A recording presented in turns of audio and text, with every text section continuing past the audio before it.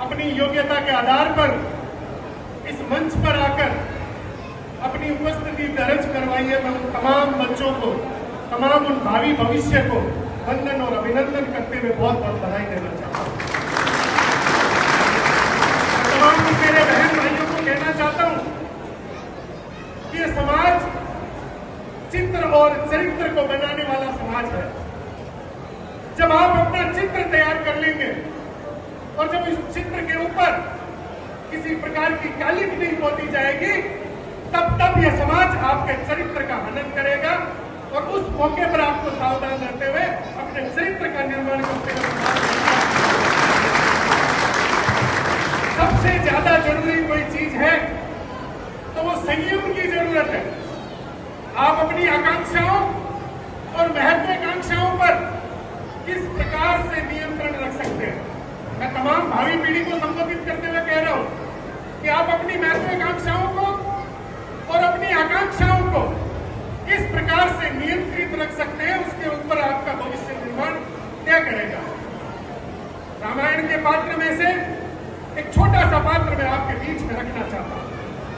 एक वरदान, जब मर्यादा पुरुषोत्तम भगवान श्री रामचंद्र जी को लंका की तरफ कूच करना था और तय था कि कल रावण से आमना सामना होगा, उससे पहले भगवान श्री रामचंद्र जी महादेव का पूजन करना चाहते थे, शंकर भगवान का पूजन करना चाहते थे।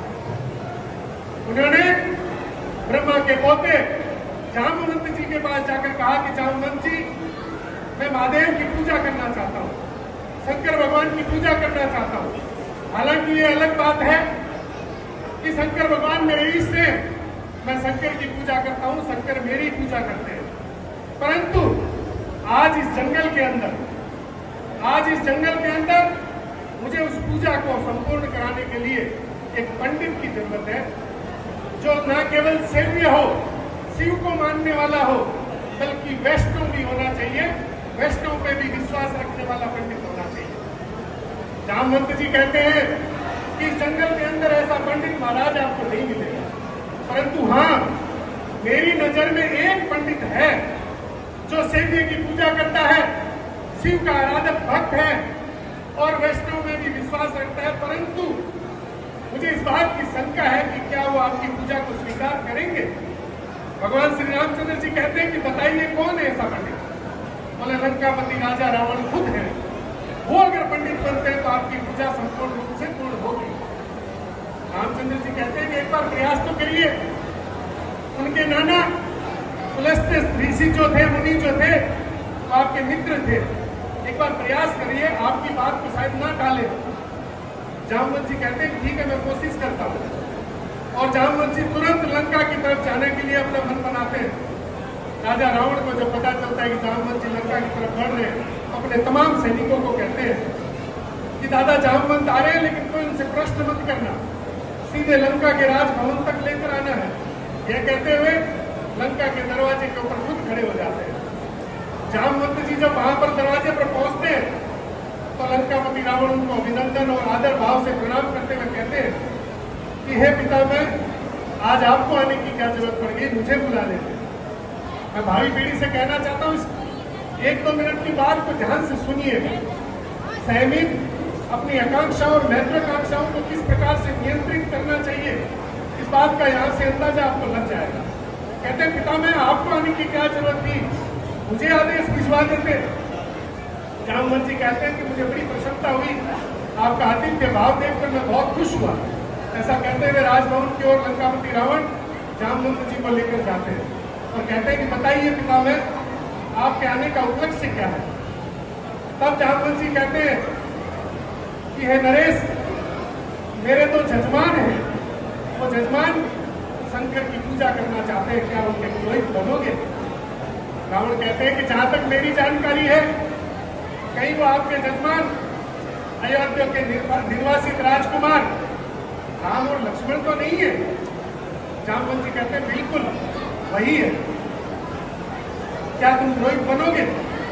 राजा रावण पुनः कहते हैं क्या उनकी इस पूजा का उपलक्ष्य लंका विजय तो नहीं है।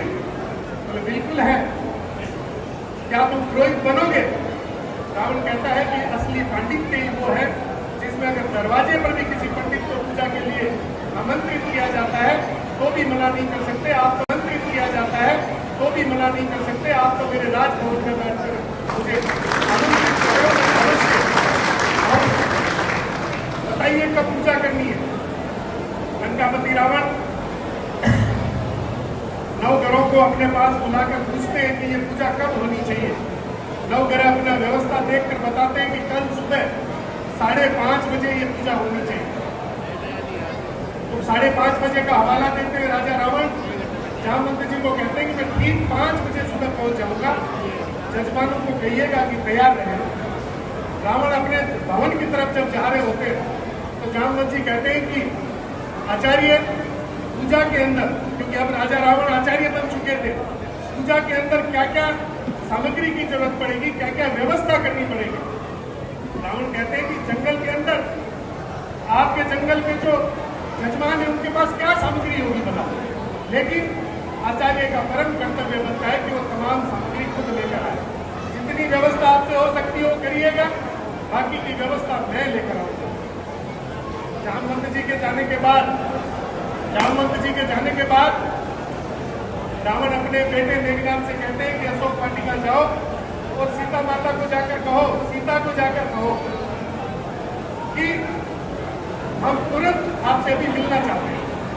रात्रि के 10-11 बजे राजा रावण सीता माता से मिलने जाते हैं और सीता माता से कहते हैं कि सीते, तुम्हारे पति राम और लक्ष्मण लंका विजय की प्राप्ति के लिए कल सुबह यज्ञ करने वाले हैं और मैं उसका पुरोहित हूं।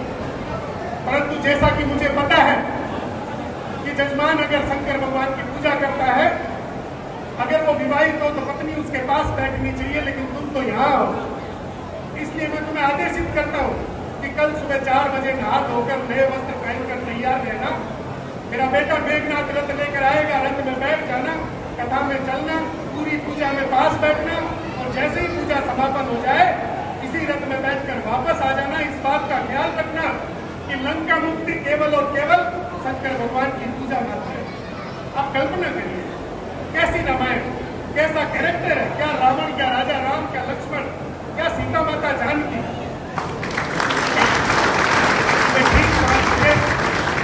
नई धोती, ललाट पे तिलक लगाकर राजा रावण पूजा स्थल पर पहुंच जाते हैं। राम और लक्ष्मण दोनों अपने आचार्य रावण को प्रणाम करते हुए अपना परिचय देते हैं और भगवान श्री रामचंद्र जी कहते हैं कि मैं दशरथ नंदन राम और मेरा भाई लक्ष्मण आचार्य आपको प्रणाम करते हैं। ये कहकर आसन पर बिठाते हैं और आसन पे जब पूजा शुरू करते ही है तो रावण कहते हैं कि जामवंत जी से कि क्या जामवंत जी पिता में है, क्या मेरे जजमान अविवाहित हैं? उनका नहीं, विवाहित है। तो बोले इनकी पत्नी को इनके पास में बिठाइए, स्थापित करिए पत्नी को। राजा राम कहते हैं कि मैं विवाहित जरूर हूं लेकिन पत्नी मेरे पास नहीं है आचार्य। जामवंत जी कहते हैं कि फिर पूजा कैसे होगी महाराज? बोले मैंने आपको कहा था कि अगर कोई आचार्य, कोई पुरोहित किसी जजमान की पूजा करवाता है तो मैंने आपको कहा था कि किसी भी व्यवस्था में कोई कमी रहेगी तो व्यवस्था में खुद लेकर आऊंगा। और अपने बेटे को आवाज लगाते हुए कहते कि बेटा इंद्रजीत, जाओ और जजमान की पत्नी को लाकर राम के पास में स्थापित कर दो, जजमान के पास स्थापित कर दो। और माता सीता को उनके पास स्थापित कर दिया जाता है। पूजा होती है। पूजा समापन होने के बाद जब राम और लक्ष्मण अपने आचार्य रावण को प्रणाम करते हुए आशीर्वाद लेना चाहते हैं तब रावण कहते हैं कि जिस लक्ष्य और जिस उपलक्ष्य के लिए आपने इस पूजा को रखा है, मैं ये पूजा और आसमान में तमाम देव खुश होकर इस बात का आशीर्वाद देते हैं कि आपकी पूजा सफल हो और जो ध्येय आपका है उस ध्येय में आपको सफलता। ये कहते हुए जब रावण जा रहे होते तो भगवान श्री रामचंद्र जी कहते हैं कि हे आचार्य, आपकी गुरु दक्षिणा क्या है? रावण हंसते हुए कहते हैं कि हे मेरे वन में रहने वाले जजमानों, क्या होगा कंदमूल के सिवाय तुम्हारे पास?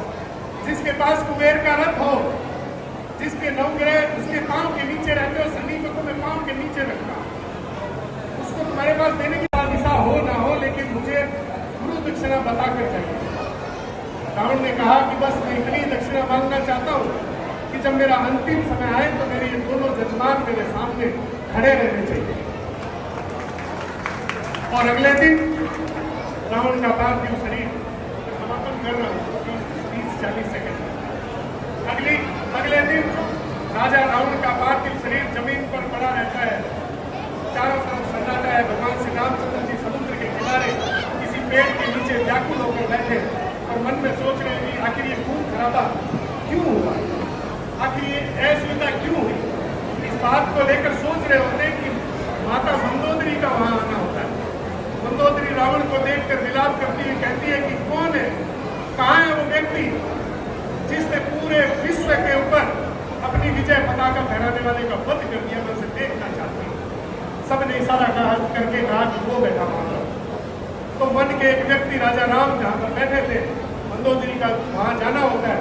भगवान श्री रामचंद्र जी के पीठ पर एक महिला की छाया कितनी जैसे ही पड़ती है, राम खड़े होकर तुरंत प्रभाव से माता मंदोदरी को प्रणाम करते हुए कहते हैं, देवी मैं आपको प्रणाम करता हूँ। इस रण के मैदान में आप कौन है, क्या कर रही है। माता मंदोदरी कहती है कि मैं इस राजा रावण की अभागी पत्नी मंदोदरी हूँ। राजा राम कहते हैं कि हे माता, आपका पति बड़ा शौर्यवान था, बहुत विद्वान था, शास्त्रों का ज्ञाता था, ब्रह्मा का वंशज था, परंतु इसने एक अनीति की थी। उस अनीति की सजा में मुझे आपके पति का वध करना पड़ा। मैं आपके पुत्र के लिए क्षमा प्रार्थी हूँ। तब माता मंदोदरी ने जो बात कही थी वो मैं आप बच्चों को कहना चाहता हूँ। माता मंदोदरी ने कहा कि मुझे इस बात का दुख नहीं है और ना ही मैं तुम्हें कोसने के लिए आई हूं। मैं तो सिर्फ देखना चाहती थी कि जिस व्यक्ति ने पूरे विश्व को जीता, कुबेर का रत्न जो लेकर आ गया हो, जिसने तुम्हारे पूर्वज मंदाता को भी स्वर्ग लोक में जाकर चेतावनी दी हो, उस व्यक्ति ने वध कर दिया। ऐसा क्या है तुम्हें जो मेरे पति में नहीं है। भगवान श्री रामचंद्र जी ने कहा कि माता आपको पता चला क्या है। बोले हाँ पता चल गया, आते आते ही पता चल गया। हे राम, एक मेरा पति रावण था जो तुम्हारी पत्नी को रानी बनाना चाहता था, और एक तुम हो कि पर स्त्री की छाया तुम्हारी पीठ पर पड़ी और तुम खड़े होकर मेरे चरण मंदिर की तरफ चल पड़े।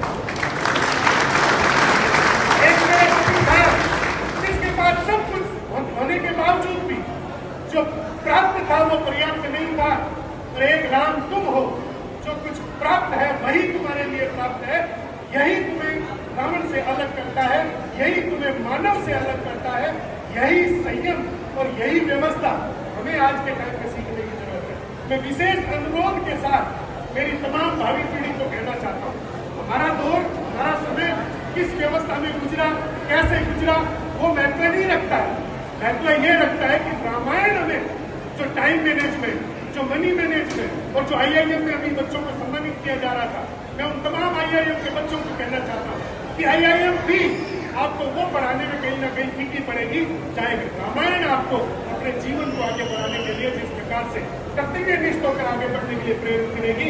एक रामायण का रंग अपने साथ जो मनी मैनेजमेंट और जो IIM में अभी बच्चों को सम्मानित किया जा रहा था, मैं उन तमाम IIM के बच्चों को कहना चाहता हूँ कि IIM भी आपको वो पढ़ाने में कहीं ना कहीं फीकी पड़ेगी, चाहे रामायण आपको अपने जीवन को आगे बढ़ाने के लिए जिस प्रकार से कर्तव्यनिष्ठ होकर आगे बढ़ने के लिए प्रेरित करेगी। एक रामायण का रंग अपने पात्र अपने अंदर आप जरूर डालिएगा। मैं मेरी वाणी को विराम देते हुए इतना कहना चाहूंगा कि आज जो आदमी आपके बीच में बात रख रहा है वो इतना कोई लंबा चौड़ा स्कॉलर नहीं था। मैं उन बच्चों को, तमाम बच्चों को जो आज आप लोगों ने तो शायद 80% से ऊपर वाले बच्चों को सम्मानित किया है, मैं उन तमाम बच्चों को कहना चाहूंगा जो बच्चे आज सम्मानित नहीं है, उन्हें बताना चाहूंगा कि आज जो मंच पर आपके सामने बात रख रहा है वो 8वीं कक्षा में 37-38% वाला बच्चा है। 3-4 सब्जेक्टों में जिसे ग्रेस लगी हो, वो व्यक्ति अगर 9वीं 10वीं 11वीं 12वीं में अगर स्कूल टॉप कर सकता है तो मुझे लगता है दुनिया का कोई भी बच्चा स्कूल टॉप कर सकता है। अपने आप को कॉन्फिडेंस करने की जरूरत नहीं है। जिसका रोल नंबर 63 था और उसको 63 अंग्रेजी में पता नहीं चलता था, वो बच्चा अगर यूनिवर्सिटी टॉप कर सकता है तो मुझे लगता है दुनिया का कोई भी बच्चा यूनिवर्सिटी टॉप कर सकता है। निराश होने की जरूरत नहीं है। अंग्रेजी जिसको बोलनी नहीं आती थी हिंदी मीडियम से अंग्रेजी मीडियम में डाल दिया। ऐसे लगने लगा जैसे किसी नए नवेले पशु को किसी बाड़े में डाल दिया गया हो। वो बच्चा अगर सीएस में इंडिया लेवल में तीसरा रैंक लाकर दिखा सकता है तो मुझे लगता है कि दुनिया में कोई भी बच्चा ला सकता है। वो आपको ऐसा व्यक्ति जिसके चित्र और चरित्र हनन करने में कोई कमी नहीं रही है, जो व्यक्ति अगर केंद्र सरकार के मुख्य पदों पर बैठकर केंद्र सरकार को मार्गदर्शित कर सकता है तो मुझे लगता है कि दुनिया का कोई भी बच्चा उससे भी ज्यादा निराश होने की जरूरत नहीं है। मेरी ढेर सारी शुभकामनाएं हैं और जो बच्चे आज भी सम्मानित नहीं हुए याद रखिएगा 37% वाला संपत सारस्वत अगर कक्षा 12 में स्कूल टॉप करके यूनिवर्सिटी टॉप कर सकता है, सीएस में तीसरा रैंक ला सकता है, तो आप तो पता नहीं क्या क्या नहीं कर सकते, क्योंकि आपके तो आते ही है। एक विशेष 30 सेकंड का समय लेते हुए कहना चाहूंगा अभिभावकों से, ये जो गुणांक है ना, ये कभी भी बच्चे की सफलता तय नहीं करेंगे। आज 80, 85, 90, 95% लेकर आना उसकी सफलता तय नहीं करेगा। जो बच्चे आज सम्मानित नहीं हुए उनके मनोबल को डाउन मत करिएगा, घर जाके पुचकारिएगा, समझाइएगा, देखिएगा, क्या पता कोई आईएएस आज सम्मानित ही नहीं हुआ हो, घर पे बैठा हो।